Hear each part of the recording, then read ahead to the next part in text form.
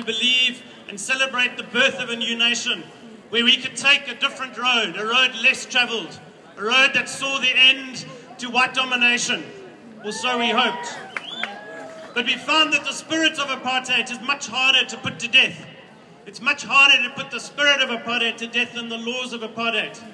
The spirit has been able to recreate itself and insert itself into our lives like a mold in my bathroom that keeps coming back year after year. 21 years later, the struggle is going to take more courage, more leadership, and a sacrifice perhaps equal to or more than the struggle which it took to put to death the law of apartheid. As Tsepo Motsepe has said, the presidency should be a site to advance the struggle for justice. It should be a place where this gets moved forward rather than where this gets held back. And we've got to agree with him that this struggle can no longer be led by a person who is as compromised and ineffective as President Jacob Zuma. And we are calling on the ANC to recall him.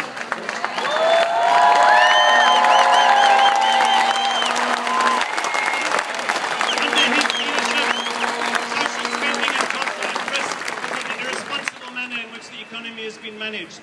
Under his leadership, trade unions have been weakened and their ability to fight for the rights of workers has been compromised. Under his leadership, institutions of democracy have been compromised and have failed and have been gutted.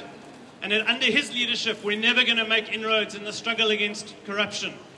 Where ANC must be encouraged and called to recall him as president.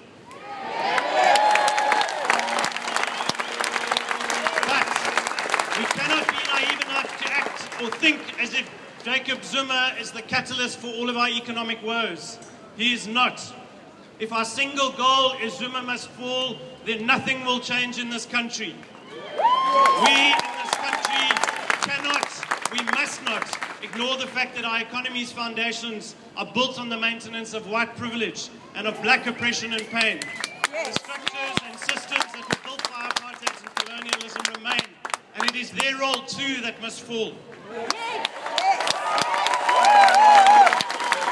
a person of faith who seeks to follow the words of Jesus and align myself the best I can with what he says.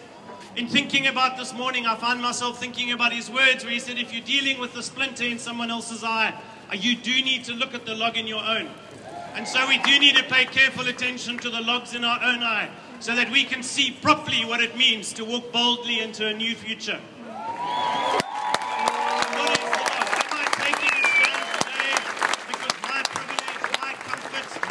With careless ease is being threatened? Or am I taking a stand today because I'm tired of living a life where my comfort is built on the expense of black people? Am I taking a stand today because I'm tired of being privileged at the expense of black people?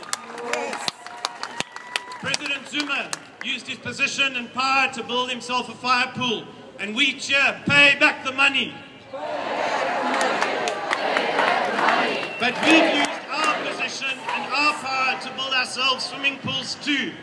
And it's going to take courage to face up to the fact that we too need to find ways of paying back the money for our swimming pools. President Zuma used his position and power to build himself private medical clinics, to secure business deals for his family and to those close to him.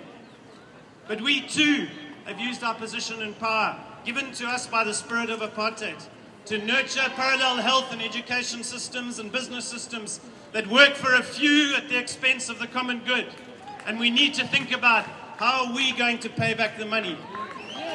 President Zuma has allowed corruption to thrive, to grow, but corruption is endemic in our very society. The spirit of apartheid is corrupt and thrives on corruption. And President Zuma gives it form, and he must go. So we are here today calling for the recall of President Zuma. And that is right, but we should not stop there. Once again, we as a nation are standing at a place where two roads are diverging. And it's going to take us to be courageous. It's going to be us to be filled with audacious hope, to take the road less travelled. We cry out for leadership, but are we willing to lead? We cry out for hope, but are we willing to live in that hope? We cry out for Jacob Zuma to be accountable for his mistakes, but are we willing to do the same?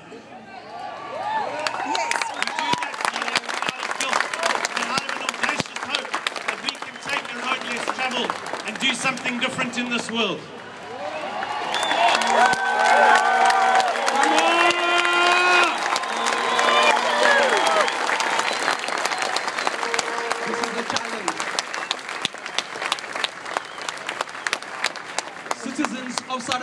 Africa, Cape Town, are you willing to take this challenge?